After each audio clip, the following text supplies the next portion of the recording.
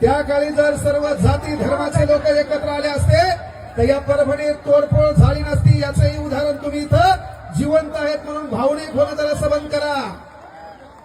आपला फायदा कोणी घेतला, कशामुळे घेतला, हे किती दिवस चालायचंय ही देखील गोष्ट लक्षात घ्या। दिवाळीमध्ये बोनस प्रत्येकाला बरं वाटतंय, पण संविधानावर अन्याय झाल्यावर फक्त निळच रक्त समोर काय येतंय हा प्रश्न पहिल्यांदा स्वतःच्या मनाला विचारा।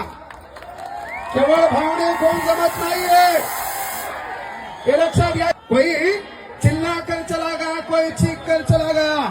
स्कूल के बाहर बैठकर एक बच्चा हिंदुस्तान की तकदीर लिख कर चला गया, हिंदुस्तान की तकदीर लिख कर चला गया। हा कार्यक्रम पोलीस प्रशासनाने आपल्याला कोऑपरेट केलंय। अनेक अडचणी होत्या, कोर्टातून भाऊनं लक्षात घ्या, आम्ही नाही वाकत, लावा ताकद। आणि कधी लक्षात घ्या, कोर्ट असो कुठलाही कार्यक्रम असो, निळ रक्त म्हणल्यावर प्रत्येकाला